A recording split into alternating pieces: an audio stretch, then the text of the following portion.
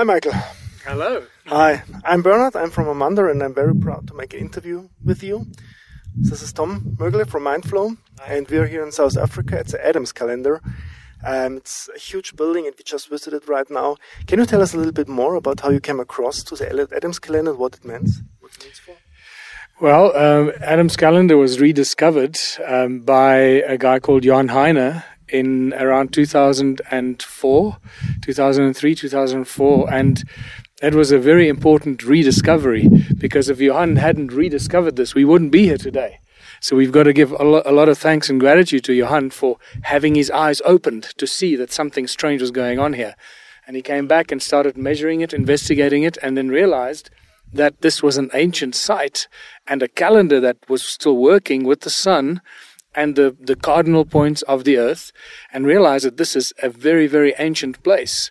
And then about 3 years later, I met Johan, and he showed me this place, and the research then began that brought us here today, because we're realizing that the rediscovery of Adams Kalender has opened the door of knowledge and information into a murky and mysterious human history that takes us all the way back to the creation of humankind and the cloning of a species, as this calendar is called. It is known as Inzalo Yelanga, which means birthplace of the sun, the sons of the gods, or the place where the humanity was created by the gods to be slaves in the gold mines.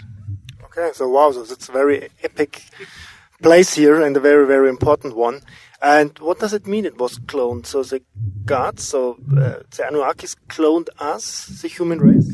Yeah, this is one of the most important places, historic places, archaeological places that can be linked to the Anunna gods, as the Sumerian texts call them, Anunna gods, or the Anunnaki, the gods of heaven and earth.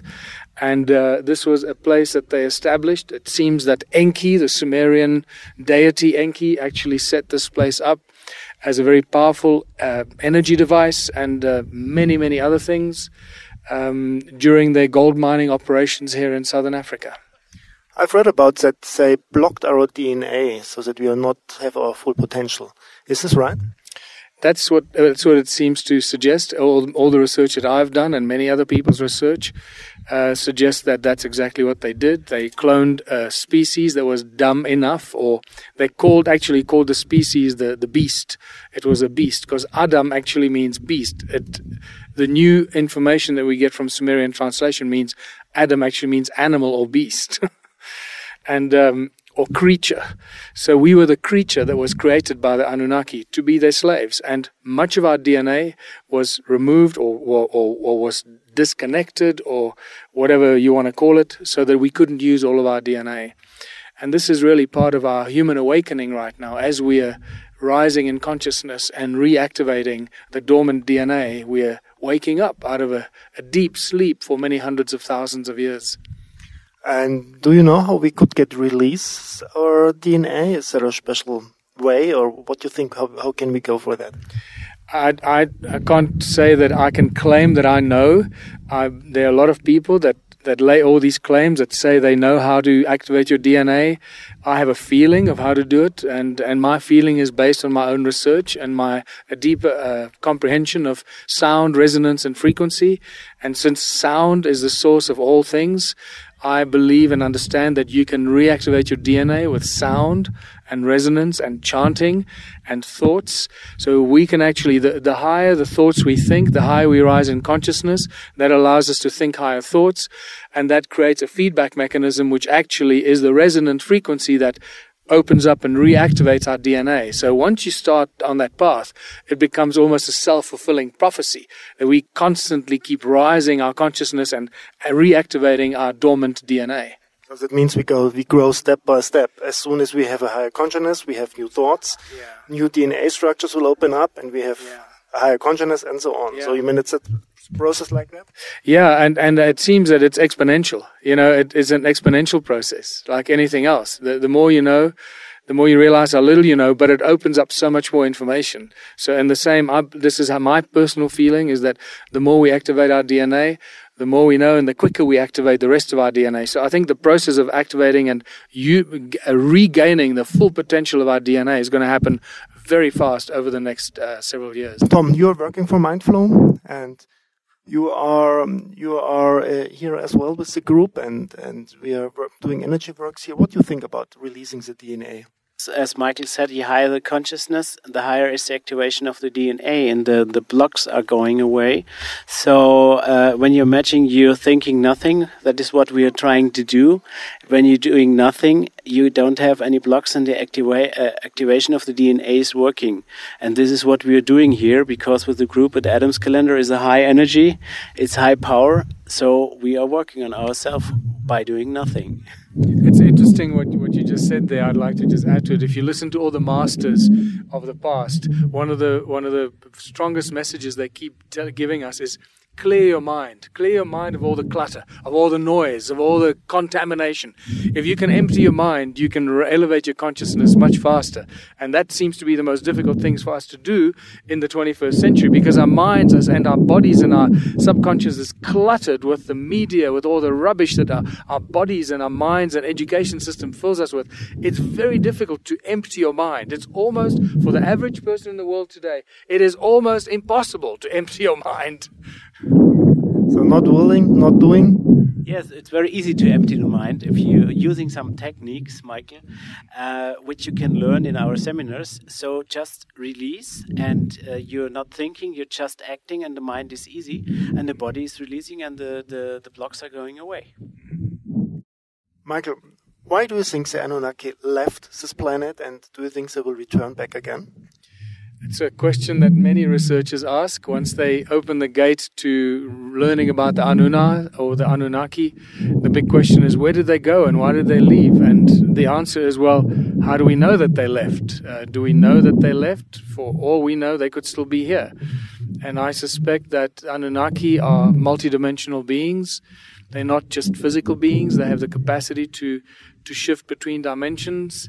And my feeling is that many of the Anunnaki may have left this realm to other dimensions or other planets, if you want to call it that. And I believe that many of them remained and are still managing and controlling this world of ours in ways that we don't quite understand. And it may be that it was the lower consciousness Anunnaki that remained, and they took control of humanity and started abusing humanity, and into really dark and horrible activities that took place through the lower consciousness Anunnaki, and it is that energy that we are busy cleansing right now. That's my current understanding of it. It might change. The more knowledge and information you get, your perception of things shift all the time. Right now, that's what I believe. But the collective consciousness of the world and the people that are waking up is breaking that black magic spell, or the energetic hold on humanity. As we rise in consciousness, we are breaking those bonds, and there is a universal law that you cannot breach the prime directive. It is like a law of creation.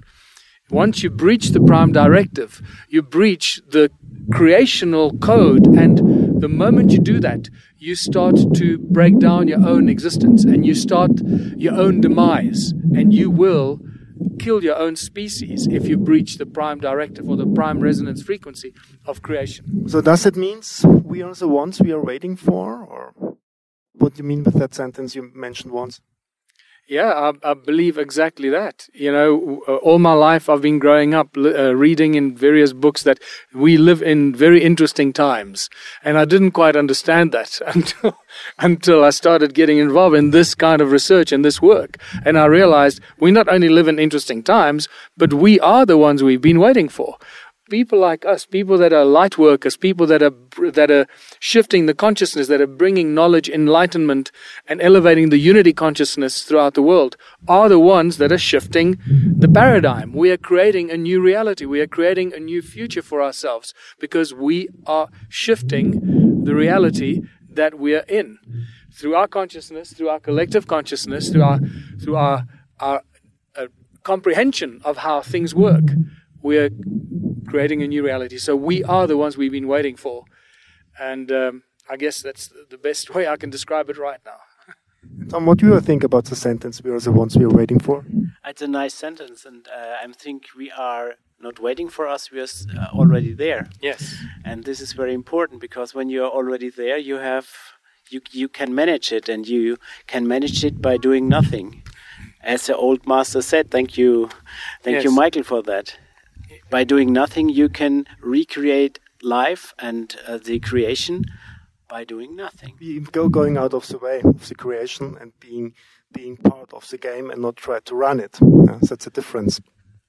Yeah, one of the biggest lessons I've learned over the last 12 years, especially since starting the Ubuntu movement, or starting to talk about Ubuntu and contributionism and a new social structure, moving away from the enslavement and moving away from the slavery system that we've been thrust into, I realized that we cannot fight the system. Fighting, opposing, resisting, protesting, that's old paradigm thinking. We got to stop thinking like that. So, by moving away and actually using the energy and what I call, we use the tools of enslavement as tools of liberation. And the moment I started thinking that way, it was like all the doors opened up to us. Because we are no longer resisting. We are now taking the energy, like in martial arts. You use the flow of energy and you work with the energy and you turn it around so that it actually helps you and assists you. And that's just been such a beautiful journey, and for me personally, one of the most exciting times, the last 3 years of my life, once I started really not only realizing it, but implementing it through the Ubuntu movement and through my own actions. It's changed my life and what is happening to me and to the Ubuntu movement. And it's the same what the mind flow system means. Takes the energy away. Yes. We knew each other. We knowing each other for years, I think. Yeah. Yes. Yeah, I think so. Yeah. And this is exactly what is right: doing nothing and using the energy who is attacking you to survive, to creating your own energy by doing nothing. Yes. Thanks to Tom for bringing this amazing group of people here. It's awesome, and thank you for coming and sharing my beautiful part of the world, and learning more about what we have to share with everybody on this planet of ours. Thank you. Thank you, Michael. So thank you, and see you soon in the future.